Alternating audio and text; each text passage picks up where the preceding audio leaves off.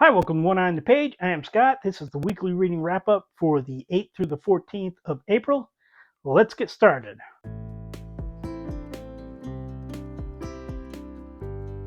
So, last video I talked about my reading slump, which I had talked to my daughter Robin about, and she's like, "That's not a slump." And yes, it's not a slump, but I'm not reading the things that I meant to read. I'm just reading a lot of things that I don't really mean to read, but I'm reading them because they're so easy to read. And I'm avoiding reading the things I want to read because I just am having that mental thing. It's like, I just can't get into it right now. I'm not saying I can't get into it with you. I'm just saying I can't get into the books right now. And I won't go over the books because honestly, my second video of reading slump, I have a lot of books to talk about that I finished. Again, as with last week, I don't even have a J.R.R. Tolkien book to start this with. I am listening to The Two Towers on audiobook, but I have not finished it yet. So this is all sapphic romances. Book number one is The Dating Show by Violet Morley. Uh, Avery and Stella have a one night stand. They meet at a bar. There's a little bit of connection.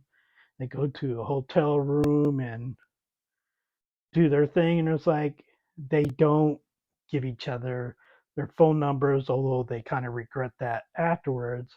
And then time goes by. And then during a dating reality show, it turns out that Avery is one of the contestants. She wants to win because it's kind of one of those lover money things, and she wants to win because she wants to use the money for her mother's medical expenses. And Stella is the host of the show. Now, of course, when they met in the bar, neither of them knew about the other. And so they're kind of obviously, because this is a romance, they have been thinking about the other one since that night. And then, of course, they see each other there and they are still attracted to each other. But of course, they're at a dating show and there's cameras everywhere pretty much all the time. And they have to deal with their attraction to each other and not messing up what they have going with Avery trying to win the money and Stella finally getting her break, not wanting to ruin that. I will say a lot of times with these romances, there's often a relationship where there's a imbalance of power. Not really the case here, but there's obviously ethical issues in here, and I don't mind when there are ethical issues. I mind when they are dealt with poorly. And this is not the case here. I think it deals with it really well. It pretty much tackles it head on and deals with it pretty well. It was an amusing book, and I have read other Violet Morley books after, and I believe this is her latest release. So I think her writing ability has improved over time because this was the first one I read, but it was the latest one written, and it's good. It's 4 stars. Broken Parts included, written by Alyson Root. Lydia has trouble with relationships largely because of a mystery ailment she has. And of course, she has a doctor who is a male. And I say this having women in my life who have dealt with this before, basically kind of blowing her off and just, and I have dealt with this issue myself where people just kind of say, oh, just take these pills. Okay, those pills didn't work, try these pills. Oh, those didn't work, try these pills. Not that I have like an ailment like Lydia does, but, and I'm not trying to talk bad about doctors. All the women in my life almost like probably 75% of the women in my family are in some way in the medical profession or have been. Uh, but she gets help from her sister's best friend, Haley. Haley, yeah, and Haley seems to really like Lydia. Her sister, who I'm forgetting her name, but I think it's shortened to Fee, Fe, uh, has a problem with them being close. Uh, Fee is generally unlikable throughout probably 3/4 of this book. And if you've watched my weekly reading wrap ups, you know that I don't have a lot of patience for family members who are assholes because they're family. They're not God. You can dump them. I don't think Fee really gets to that point where anybody necessarily has to think about dumping her, but man, she's annoying. So that part's bad. The relationship between Haley and Lydia and how this covers, ailments and how it affects a person and Lydia's journey through it is very interesting. Really, it's Fee that's bringing this down just a little bit. I'm giving it a 4 star because I think it's very good overall, but Fee annoyed the hell out of me. When Dreams Change by Violet Morley, who wrote the dating show. Softball coach Lennox also works as a nurse at a hospital under Jenna, whose daughter is on the softball team. Uh, Jenna is straight. The two women grow close together. The relationship is fine. Neither character particularly stands out very well.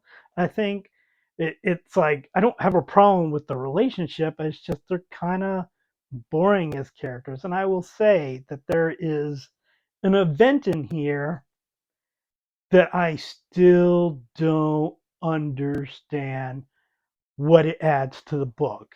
It's like it felt like, oh, I need to add something dramatic to this book. So here, it's like, what did this do for the book? I don't think it really did anything.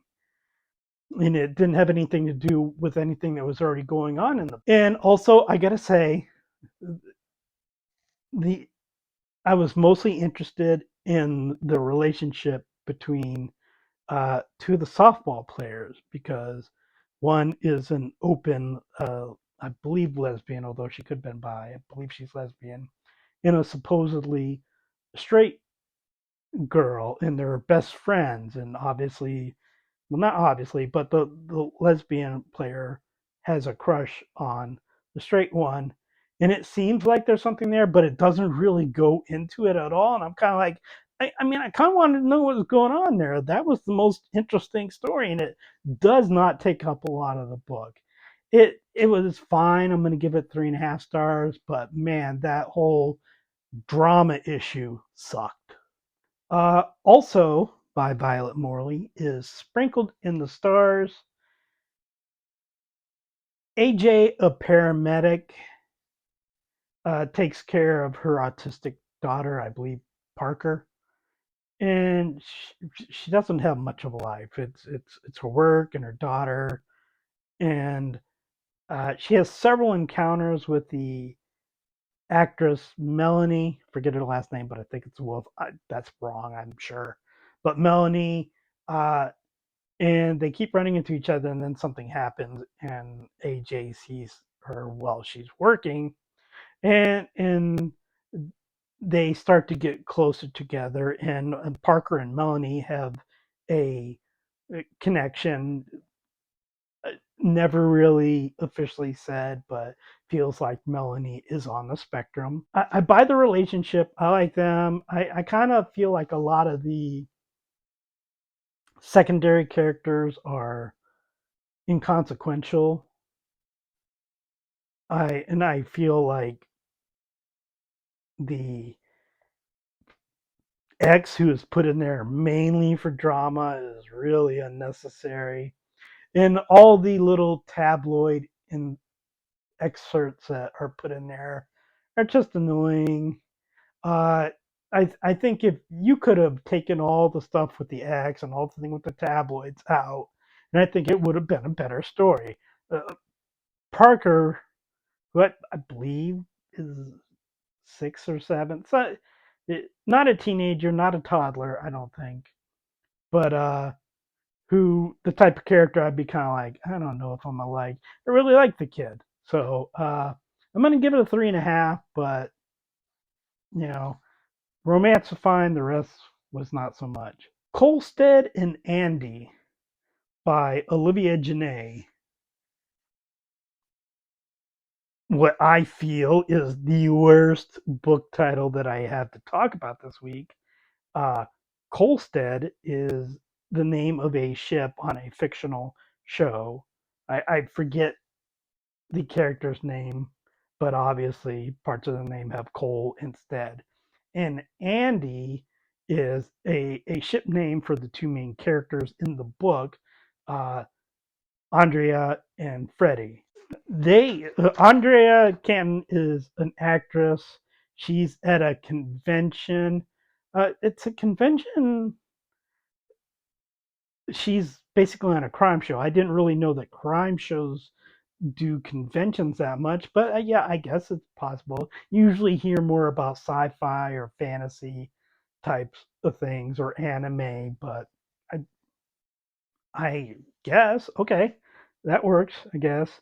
Uh, so she keeps encountering Freddie Nguyen, possibly mispronouncing that.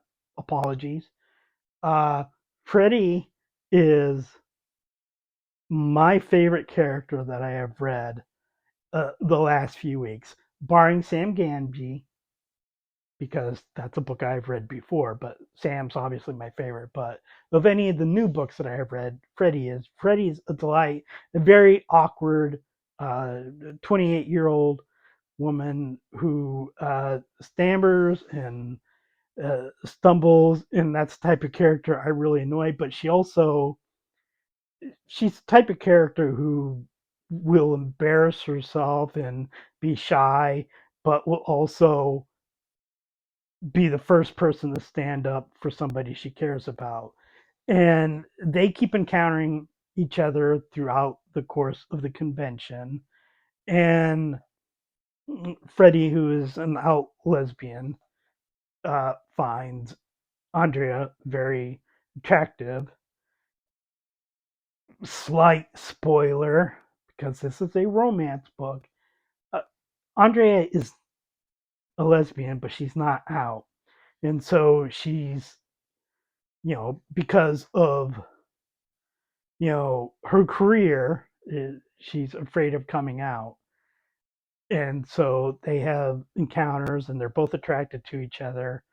And then the convention ends and they start a relationship. And it's like the whole convention part, absolute 5 star. Afterwards, it's still good, but it's not up to the same quality as that whole convention part, which does take a good portion of the first part of the book. Uh, but it's very interesting. And I did say that Freddie is out, but not sort of out to her family, or at least to her mother. Her mother knows but doesn't accept it, and she's not allowed to talk about it, basically. So overall, I am going to give it a 4.5 star. I originally got this on Kindle Unlimited, but I did buy the book after because I really enjoyed it. Like I said, the convention part, all that, it's fantastic. The rest of the book is very good, just not up to the same quality. Aubrey McFadden is Never Getting Married by Georgia Beers. This is the first Georgia Beers book that I've read. I've read a couple more after. Uh, Aubrey is the main character. We see her basically at many different weddings.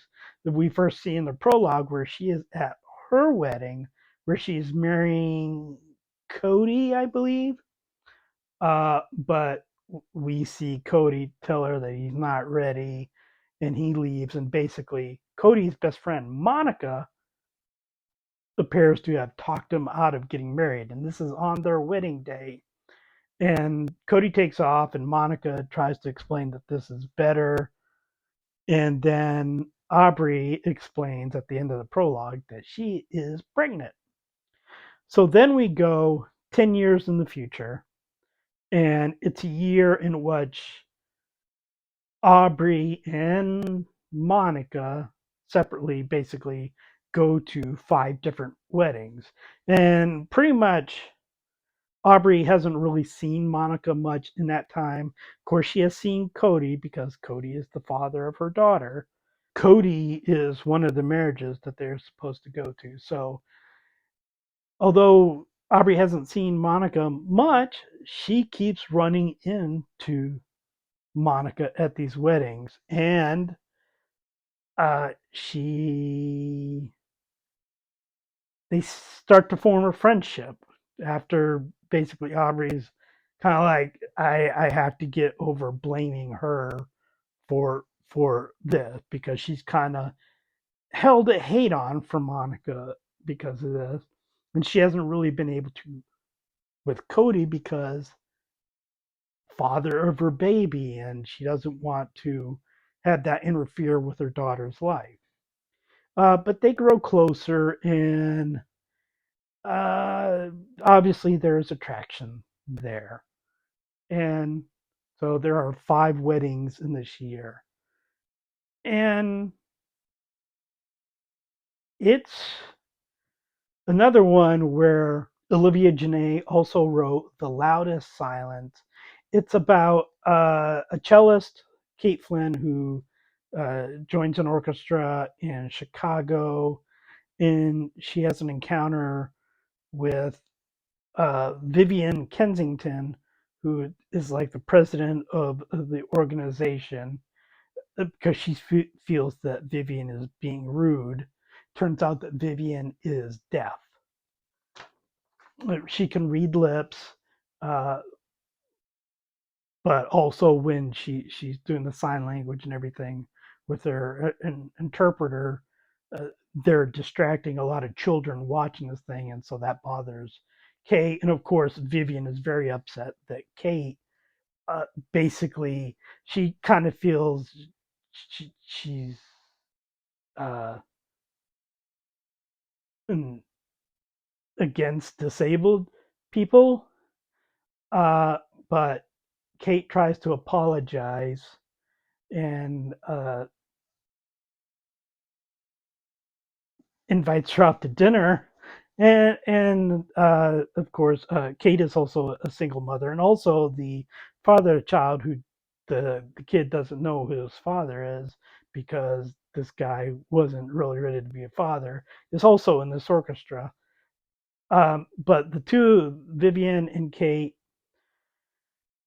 basically over the course of part of the first part of the book get together, and then a lot of it is just the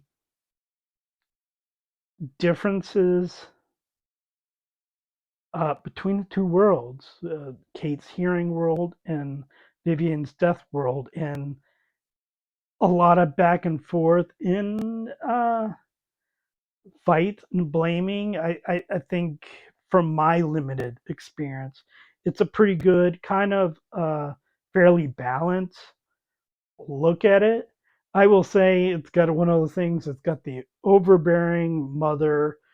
In this time, it's Vivian's mother who's kind of like, we're not going to coddle Vivian, so we didn't allow like sign language to be used in the house, kind of thing. And it's just like it's one of those things where she gets turned around at the end, but I'm like, man, it shouldn't take that much for you to realize you're being a bitch. 4 stars.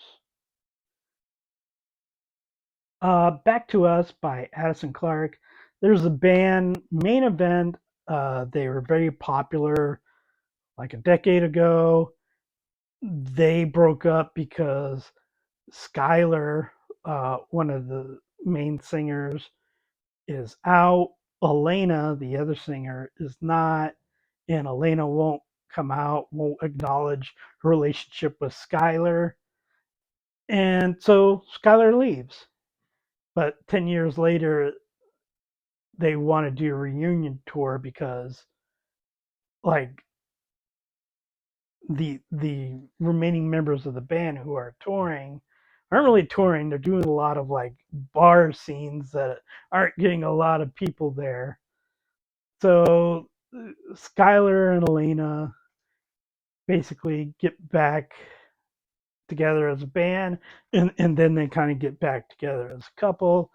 And it a lot of it is very low stakes, and there's a scene with Elena's parents that's very hokey, I think.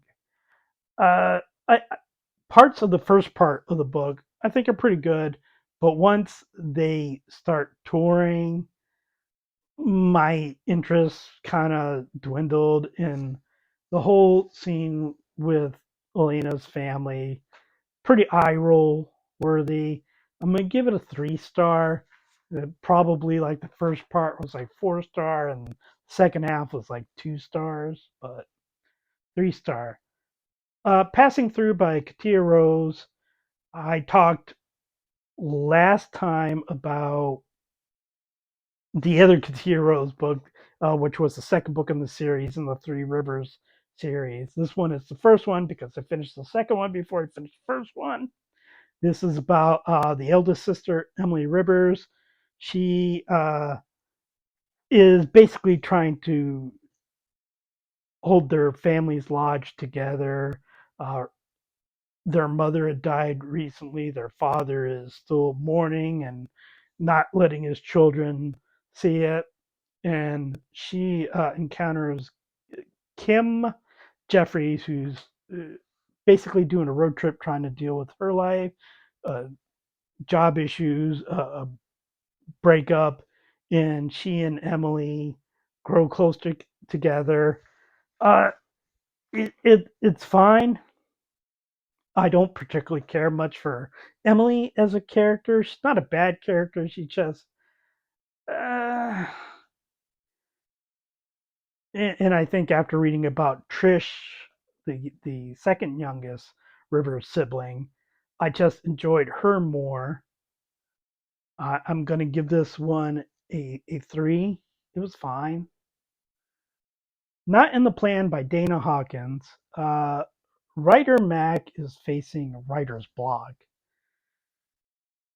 She has come back home to Seattle from New York with her parents, and she goes to a coffee shop where she encounters Charlie, who owns a coffee shop, who's facing a lot of like final notices, and she puts across this very bubbly personality.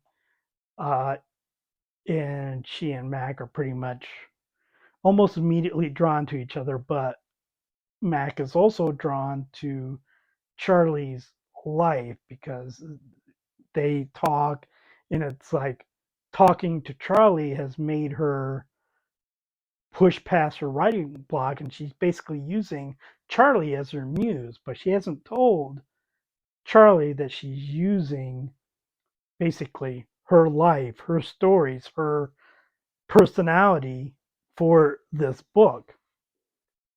And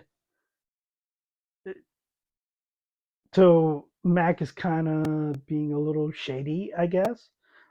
Also, the question is like, do you owe somebody the responsibility for that?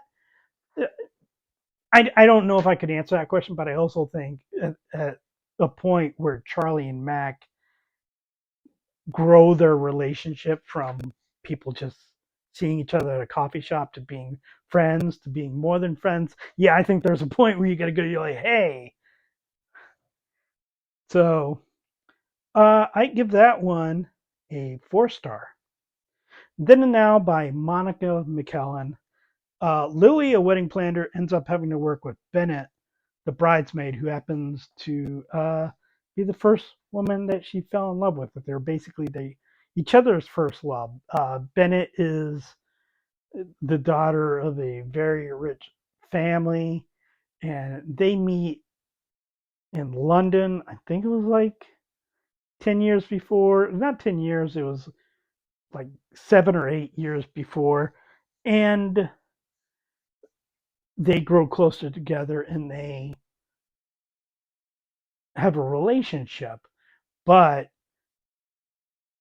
Bennett being a lesbian is not something that her family feels works for their family business. And so Bennett dumps Lily. And so, of course, they have to encounter each other now.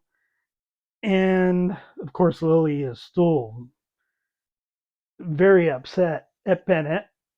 And Bennett still cares about Lily, but also isn't willing to show who she really is. So, goes there, more family, which luckily isn't too drawn out, I don't think, but it's trash. Well, it is. But I still will give this one a 4 star.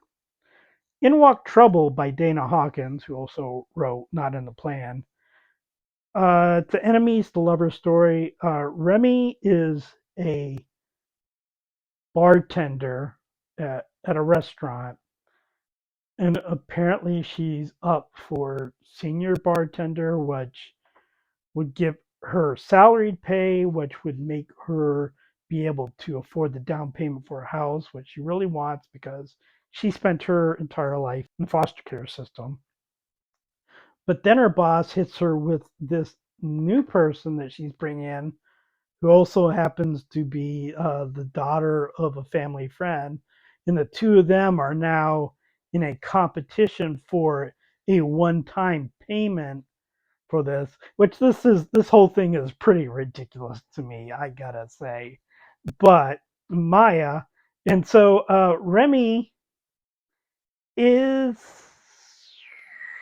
sharp angles, I guess. She can be pretty prickly with people who don't know her.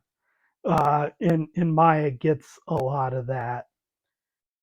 Maya is also dealing. She has come back home from being in medical school because her father had died previously, and she's there to help with her sister who is a diabetic, and so she wants to win this to be able to help with her sister's thing. So they both have reasons to do what they do, and they kind of go, they get the whole rivalry thing, and then of course they start to develop feelings for each other and see the good in each other.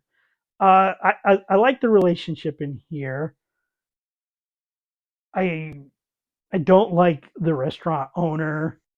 I mean, to do what she did, I think it's just she's a shitty person. In her doing other things, it's like, oh, she did this. Like, yeah, no, but you still did that shitty thing. So, but overall, I enjoyed it. 4 stars. Back in Your Arms by Monica McCallan. Quinn left Kingsford 17 years ago, leaving behind her family and her one-time best friend Sawyer. She's there to put an offer on the Kent house, which is owned by an S. Kent, which she thinks could be Sawyer or Shane, Sawyer's brother. And she's trying to put an offer on there, and so she has to encounter not only Sawyer and Shane, who she used to date, but her sister and her mother, who she has basically not really seen a lot of since she left. There's a lot of, oh, I need to talk to this person about this, but oh, this one thing prevented it, that kind of gets drawn out.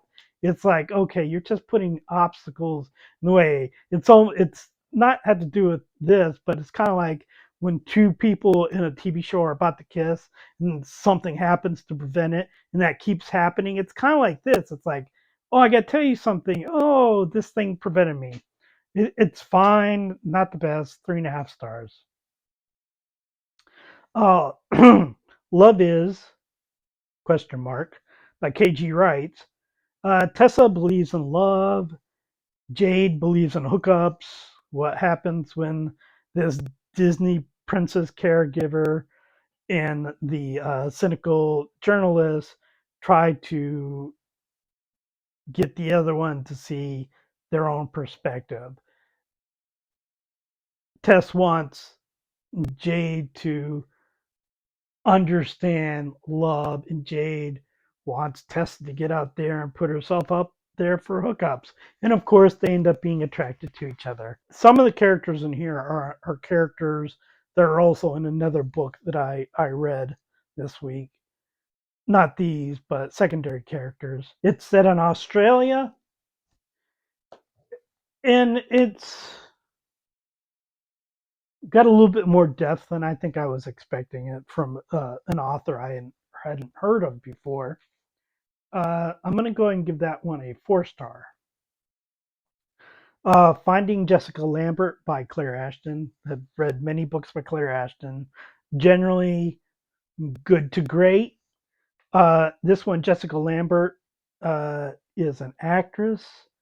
She is having troubles dealing with her fame and everybody knowing her. And she basically has a panic attack one evening, and basically people are just like filming her and following her, and she runs into Anna, who does not know who she is.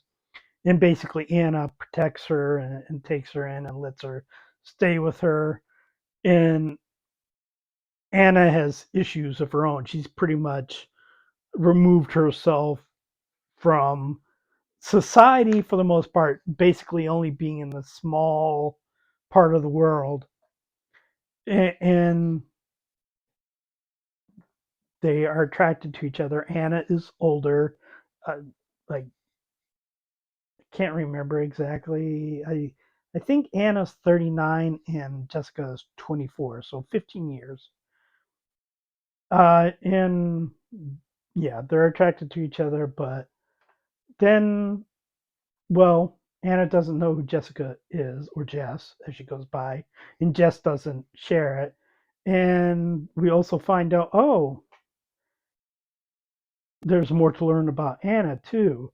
And so basically, it's like how they cope with who they are and each other. Uh, Honestly, and to the point in time where Anna found out who Jess was, excellent novel. It was good after, but yeah, the first part of the book is much better than the second part. Not to say that the second part is bad. I'm going to go and give it a 4 star though. A Little Bit of Spice by Georgia Beers. Kendall Foster used charge in sales of her family's microbrewery. Uh, Andrea Blake is in charge of purchasing beer for a grocery store chain.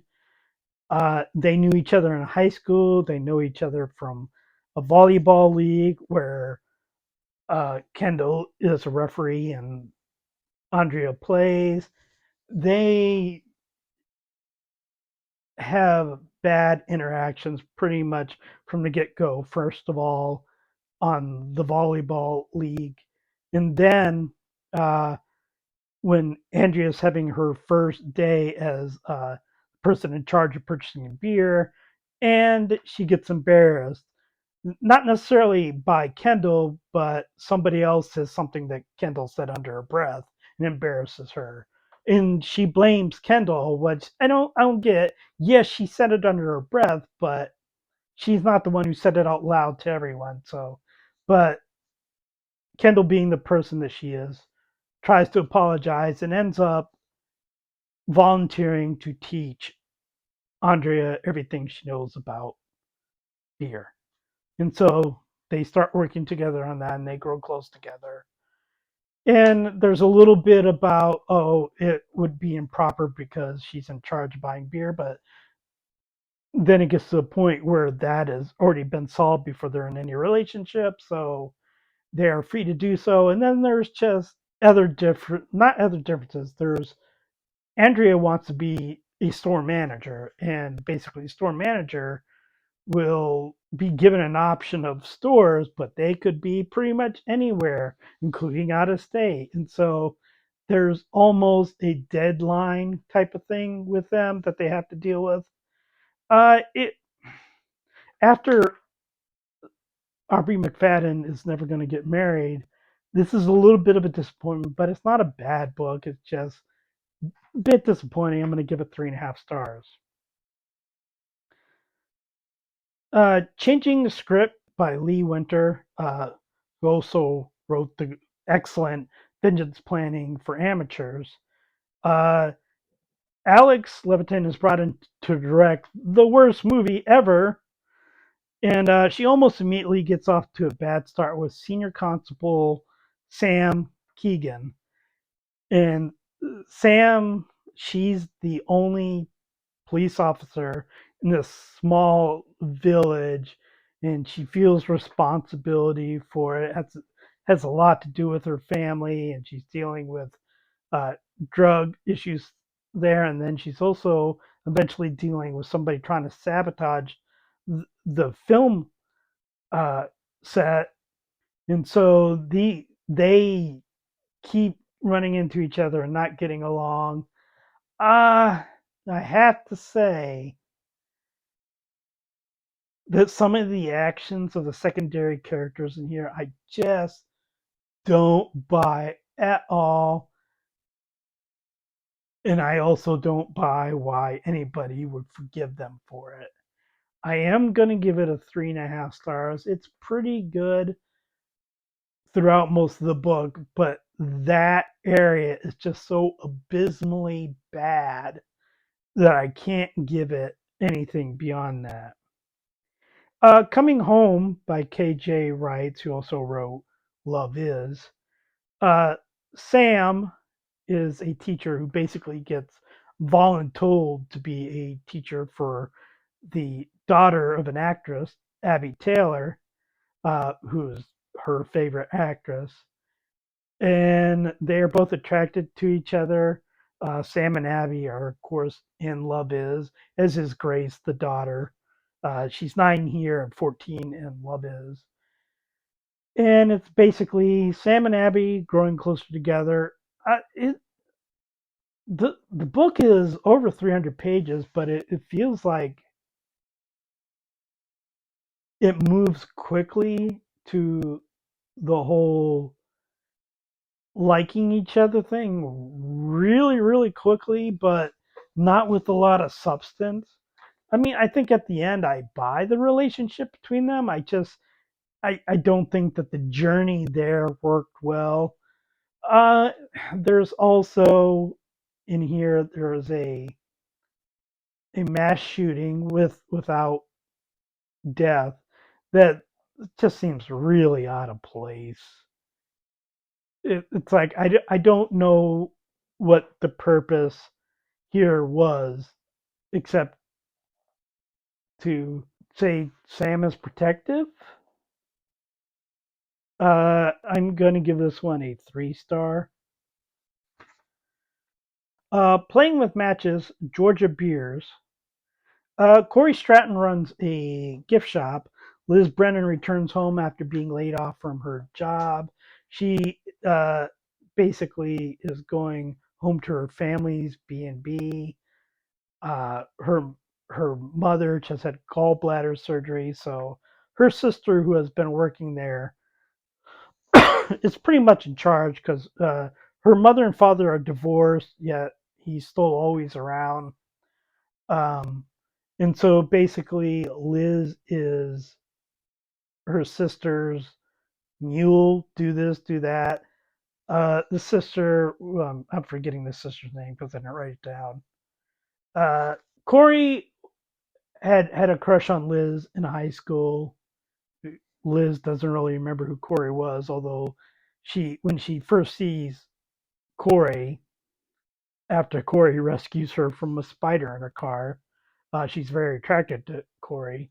And basically, what happens is Liz's like high school boyfriend is having like his wedding at this B&B, and in a panic, Liz basically pretends that Corey is her girlfriend, and they have to have a pretend relationship. Uh, the Liz and Corey relationship isn't much of anything to me. But really, what kind of brings us down a lot for me is the sister. The sister is a horrible, horrible person. And it's one of those horrible persons that the person that they're being horrible to eventually apologizes to them. And authors, stop doing that. I don't want to read about a doormat. You make somebody a doormat, I no longer care about the story. Uh, I'm gonna give it a 3 star because it was pretty good for a while. And there are other there's a lot in this book. I just it wasn't woven together well. And again, that sister sucks. The Wedding That Almost Wasn't by Sienna Waters, which I didn't know if I was going to read a Sienna Waters book again because I read The Hotel Inspector and that one pissed me off. But Emily Jackson is a true romantic. She's basically in love with her best friend's sister, has been for a long time. Uh, the sister isn't, she's not oblivious, but she also doesn't acknowledge it. She's kind of a user, which we learn pretty quickly in the book, so not really spoiling a lot. Uh, Harry Lord finds herself unable to talk to attractive women, so when she wants to date somebody, she's like, ah, da, da, da, and gets real clumsy. But she and Emily run into each other on a train and discover that they're both going to the same wedding. Uh, one of the sisters is marrying Gabe, who is Harry's best friend. And so Harry doesn't have any trouble talking to Emily, which you kind of like, I mean, Emily's attractive, yet you can talk to her.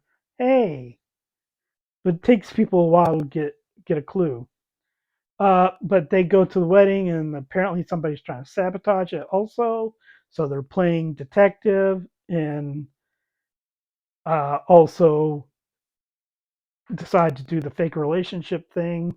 One, to make Sabrina, the sister, jealous. Why she would be, I don't know. And also to get Gabe off of Harry's butt because he's always trying to force her to be with somebody. And of course, they grow closer together. It was pretty good. I liked it, especially because my first experience with Sienna Waters was not good, but much better than what I was expecting. So I'm going to give it 3.5 stars. Home for the Holidays by Erin Zach. This is a book that I thought about reading in December because, hey, Christmas. Uh, but it's one of those books where I read the description. I'm kind of like, I don't know. This doesn't sound good. Uh, but it's an age gap holiday romance. Iris goes with her best friend Zach to his hometown. I believe it's in Indiana. I'm not sure. I think it's Indiana. Uh, to pretend to be his girlfriend. Zach is gay. Iris is a lesbian. But Zach is not out to his family. They arrive late, and the next morning, before meeting anyone in the family, because they get there after people have gone to bed, Iris goes to like a local cafe, runs into a woman there. They're immediately attracted to each other. And they end up having a bit of a sexual encounter in the bathroom. Iris goes back home and then discovers Oh, that woman in the cafe? That's Zach's mother. Uh, in Iris is like 10 years older than Zach, so I think there's like a 15, 16-year difference between Iris and Heidi. Uh, so the main thing is like Zach doesn't want to out himself, but he has a brother who's pansexual, or who he has a brother who's fluid. He has a father who's pansexual and married to a man. His mother is closeted, but is a lesbian. I, I I know everybody should be able to out themselves how they want to, but Zach is out in New York City where he lives. He's just not out with his family. It doesn't make any sense to me. Also, Zach's an asshole. Fuck Zach. I give this a 4 star, and it not being a 5 star is solely because of Zach. Fuck Zach. What a whiny little bitch of a character. And finally, Something's Different by Quinn Evans. Caitlin reluctantly takes over the executive assistant position for her identical twin sister Chloe, because Chloe wants to go with her online boyfriend to see if their relationship will work. So she wants Caitlin to basically take over for her for a week, but which Caitlin initially refuses to do, but also their mother kind of talks her into it, guilting her into it. Caitlin has a PhD. She's an academic. She's been trying to get jobs but hasn't been able to. So she's working with the president of the university, Ruth, and Ruth is now encountering a Chloe that's a little bit different than the uh, lackadaisical, often late Chloe. Caitlin is almost immediately attracted to Ruth, and she starts assisting Ruth in a lot of ways. The whole twin thing, obviously, pretty eye rolling. The concept, the execution, it's like okay, you're kind of working with the deficit there already, but they do it pretty well. Uh, I do like because there is attraction between Ruth and Caitlin. That usually more evident on Caitlin's side, but Ruth, who is an ice queen, uh, we do see it with her. But Ruth is also she's in a position of power over Chloe, Caitlin, and so at some point the deception that Caitlin and Chloe are doing gets discovered. I won't spoil how. And then there's fallout from that, and then fallout of Caitlin and Ruth and trust issues. I really enjoyed this one. I wouldn't say that I'm necessarily like an age gap fan, but I do find that a lot of particularly well written romances do have the age gap scenario in them. Uh, Not a fan of imbalance of power stories, but again, this one does it pretty well. The twin story, the twin switch is ridiculous, but it handles it really as well as it can. And if you're really into the academic world and kind of going into like the Moby Dick like whale encyclopedia depths of it, of like enrollment and tenure and all that stuff, it covers it. Does does it fairly well. So I'm going to give that one a 4 star, and that is it for this week. I'm hoping I have started reading some of the books that I was supposed to be reading, so I'm hoping that I will have something else besides sapphic romances next week. But please like, subscribe, leave a comment, and I'll talk to you next time.